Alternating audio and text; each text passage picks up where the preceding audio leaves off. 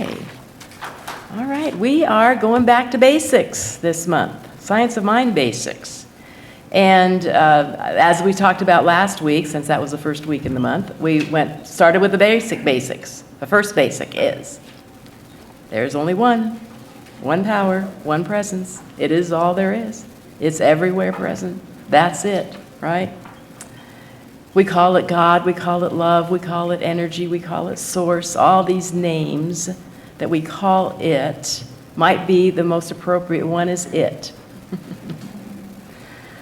Because it encompasses all. It's neither male nor female, it is both. It is the dark and the light. It is the Alpha and the Omega. It is all, in and through all. And that is our first and basic teaching of our Science of Mind.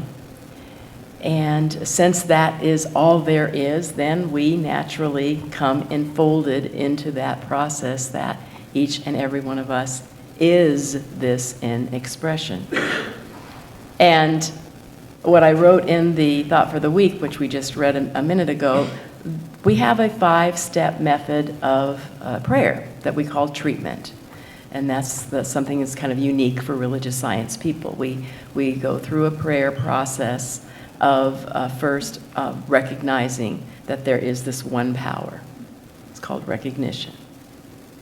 The second step in our prayer process and our treatment is unification. We are unifying our individual self with this one power and presence. The third one is realization, where we are realizing, this is where we state and claim what it is we want to have manifest in this physical form, in this world. It can be health, relationship, employment, whatever. The fourth one is thanksgiving. We are so grateful that it is happening now. And the fifth step is release, letting it go, letting it be. If you want to go with acronyms, those equate to are you ready to receive? And that's a good way to remember the steps of our treatment. Are you ready to receive? And to me, it makes logical sense. I like to have that pattern of being able to go through that process of doing my prayer work that way. Totally different than meditation. Obviously, we totally espouse meditation, which is going into the silence and just being aware and allowing this presence to breathe us and be us without any agenda, and just seeing where that goes. The other thing that we in Science of Mind are probably unique, I don't think there's too many other paths or religious paths that have what we call a practitioner. A practitioner is an individual who has gone through our Science of Mind teachings. We have classes that first year, second year, and third year. And after you've completed your third year, you're qualified to become a practitioner. And practitioners then go through another annual internship, because all of this then equates to being a licensed, in lay terms, prayer partner, basically. They're not counselors. I am one, because in order to be a minister, you got to be a practitioner first. It's just then the level of progress that you make. And so the practitioner is there in studies and knows that this consciousness that is one, this power and presence that is one, they are there to help serve others who at times have some difficulties remembering the wholeness, the oneness, the fullness that each one in person is. And so we'll go to a practitioner, I'll go to a practitioner, because, life, does these kind of things. And so when I have an issue, or when anyone has an issue in this room, they'll call up a practitioner and say, I would like to work with you, or I'd like you to work with me. and you set up a time, and you schedule it, you get a one-on-one, face-to-face, you tell your little story for a bit. You don't get into the story a lot, but the practitioner then is trained ear-wise and heart-wise to pick up on what is the subconscious cause that's generating this effect in this person's life. And so we go back to cause. We go back to treating, knowing the truth for this individual. And that sets the law into motion in order to change the effect in the world. It's scientific in a way. That's what Ernest Holmes, who is the founder of religious science, was totally into that, knowing that it's love and law that work together. Excuse me, I'm going to get a little sip of water here.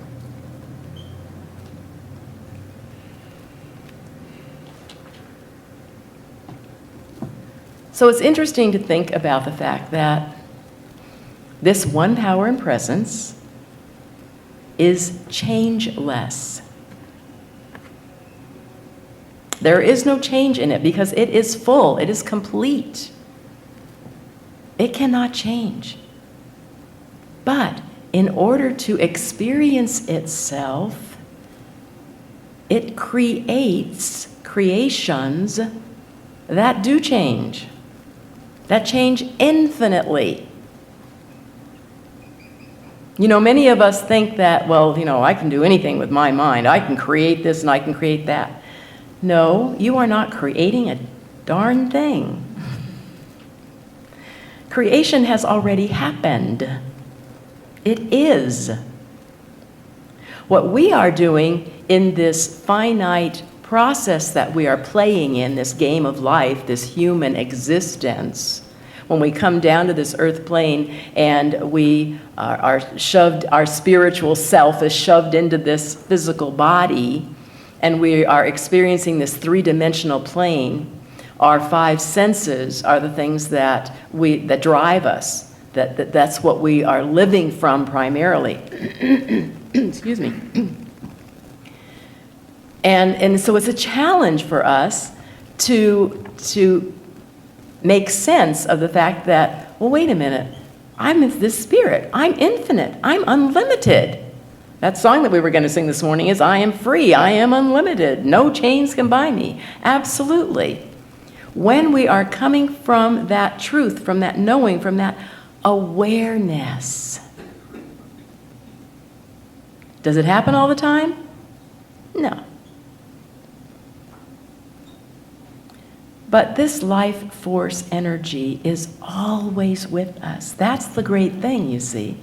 And because many times we, in our humanness, we forget that. And we get angst and we get fearful. And because to be separate from your source is one of the most fearful things that we can go through. We know, every one of us, at one point or another, and this is down through the ages, down through the eons, every person who has ever lived has this internal knowing at some depth that there is something more to me. There is something more that is around me and within me. And then we get going on, looking out and seeing what's going on in the world, and we forget. And we get scared. That's one of the most horrible things about living on the earth, is forgetting that this infinite being is always with us, always providing. I got to babysit for my little granddaughter yesterday. She's now almost 17 months old. And she is walking. She finally decided to walk. Now she's running. It didn't take her long. And what a joy it is to be around such a little one. And just to feel that unconditional love. And to think that God, energy source, is feeling that for me. Think about that. Think about how much you are loved. You can do nothing that will displease your Creator. For the Creator has given you freedom. The Creator has said, go play. See what you can do. Learn. Yeah. Adeline yesterday when we were leaving the park, she did not want to get in the stroller. She wanted to walk. Well, it's about a block and a half. And she had already had a big day. They had been to the, what do they call it now? Safari Land and Wild Animal Park. They had been there all morning. She had a big day. And she'd only had about a half-hour nap. I knew she was getting tired. And I tried to put her in the stroller. She'd start crying. Like, okay, I don't want her to start crying. Out of the stroller you go then. You can walk. And then, of course, she wants to run, and what happened? Boom. Fell down on her knees. And what happens? She starts crying again.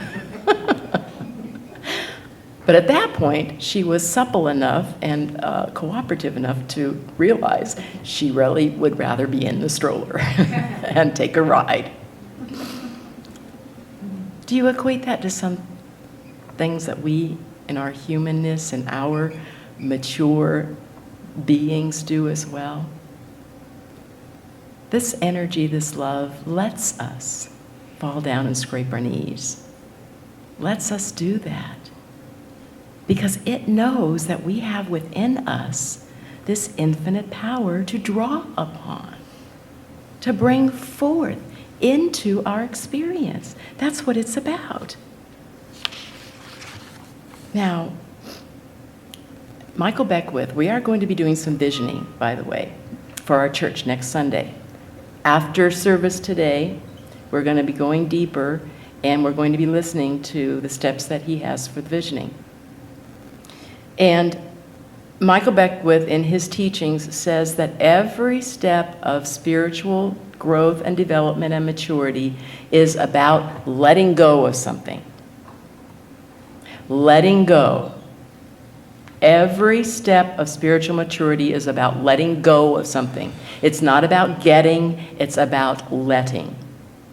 We let go of our fears. We let go of our limitations. We let go of even our expectations. We let go of assumptions. We let go of angst, things that we think are wrong. Forgiveness is folded into that theme of letting go. We forgive. We just let it go, whatever it was. It happened yesterday. We are living in this moment today. I know I've told you many times that I read several different things on each morning.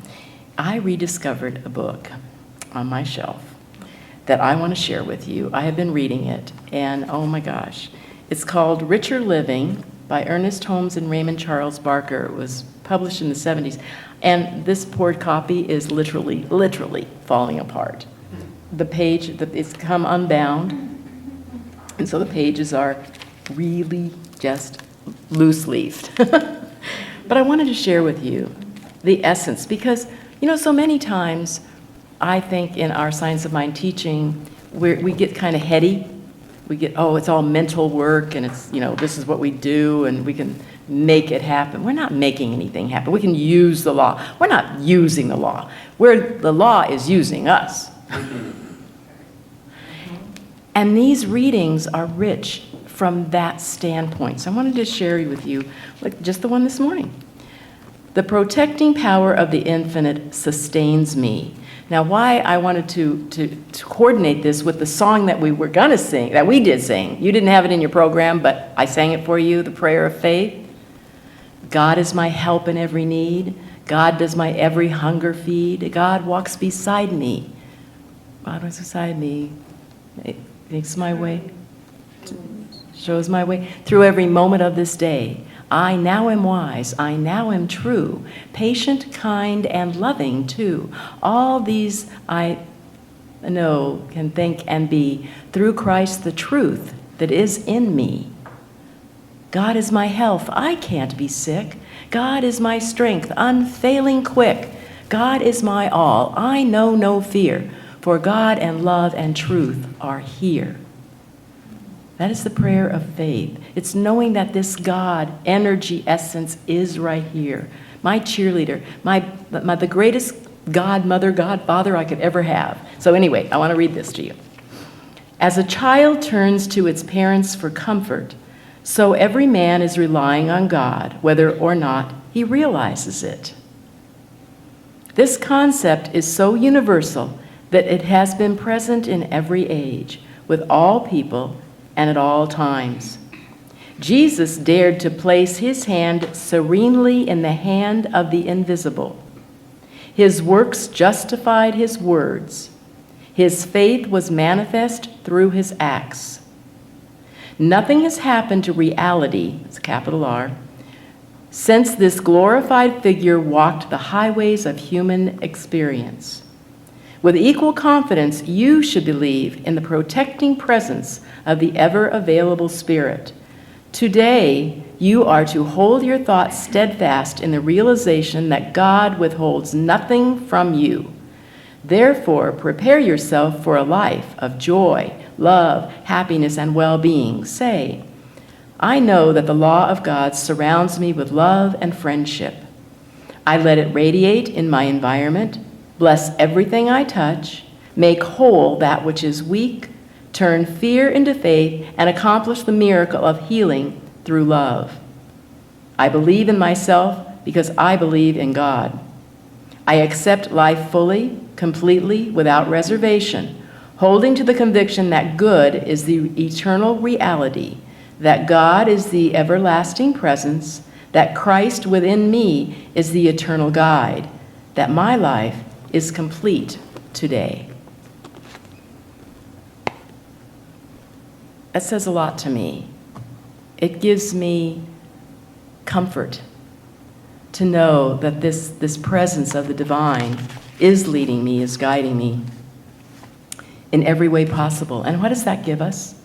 I think that gives us what all of us are seeking at every single moment: absolute peace. Absolute peace in just feeling this energy of support. And that I can't do it wrong. Sure, I can learn, I can grow, I can evolve, I will change, and I will grow from the spiritual immaturity level of victimhood to the highest level of as God, like the Christ did, the Jesus did. We all have that available to us. So today's topic, thought maybe I should get to it, is called The Function of Faith. And I wanted to share with you, I'm using, it's interesting because the topic, the book I'm using is How to Use the Science of Mind. There again, how to use it or let it use you, i.e., one or the other. I want to share with you a couple passages that Ernest wrote about that. The practitioner must know that conditions flow from cause and not the reverse, that everything in the physical world is an effect which must have a mental and spiritual cause back of it. He changes the cause and the law changes the fact. Because this is so, the spiritual mind practitioner must spend much time alone in quiet meditation until spirit becomes as real to him as form. Spiritual mind practice does not call for great concentration, but for deep realization and conviction. But if life is already at the center of everything, one can recognize it. This is what spiritual mind practice is. It is the recognition of a deep and abiding harmony at the center of everything. That's really what we're trying to attain, is just to remember that all is well. We talk about our teaching symbol. If you look at your program, in the very front of your program, you'll have a little round circle, and it's got a V through it. That's our teaching symbol. This is another basic science of mind. And what the teaching symbol represents is that the whole, the unity, it's a circle, There are 3 bands, 3 levels that go across it, horizontal levels, that much like a beach ball. And we designate those levels are the different ways that a human mind can somewhat make sense of this infinite being of God.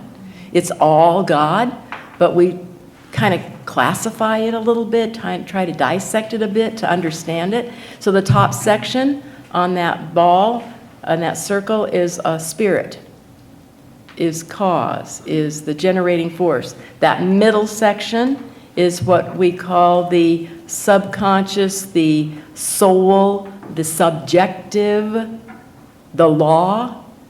And the bottom part is our effect, is the material, the realization of how this all comes into being.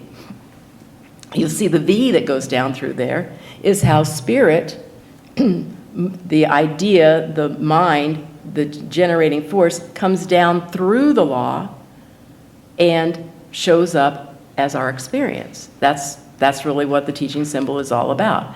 And you know, in the Science of Mind textbook, in fact, I brought it, but it's too little.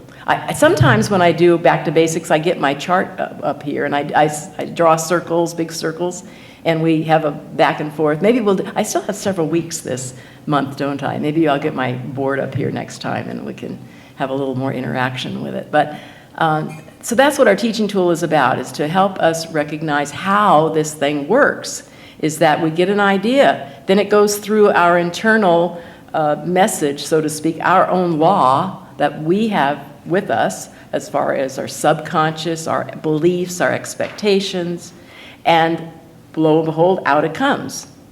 Boom, we have, if I have an idea that I want to plant a rose, then I go, that rose, to me, that rose equates to beauty.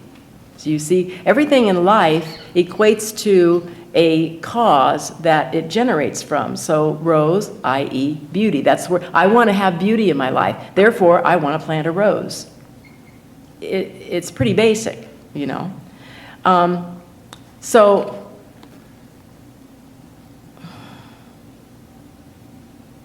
we are here to let life live through us in an expanded form.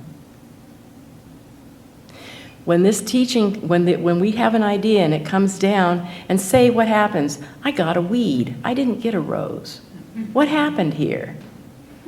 Well, what happened in the middle? What were your expectations? What were your judgments? What were your beliefs? And then when we look back at that, that goes back up, the V goes back up, and we go, oh, I see now. Yeah, just like little Adeline. Yeah, I was tired. You know, it was a good idea to get into that stroller and ride. By the way, I'm going to ask for your prayers, because you know I work full-time as the insurance agent, though that's coming to an end at the end of November. But I mean, I'm used to getting up and working, you know, every day, right? Well, Mondays in September, starting tomorrow, I'm going on daycare duty for Adeline. Whoa. Yeah, because I have Mondays off of my insurance job, but on Mondays in September, I get to take care of Adeline as my job. Perfect. And you know what time I have to be at work? 6:30. I have to be there at 7 a.m. in North Park, and I live in Alpine. And I said to my son yesterday, I said, you know, I'm backing up on my time schedule and how long it's going to take me to get here and everything. I said, you know, I'm going to have to get up at 4:30.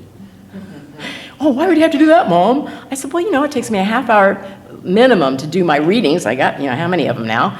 And, you know, and then it takes me an hour to get ready. Well, you don't have to take an hour to get ready. You know, just throw on some clothes. You don't have to look great for us.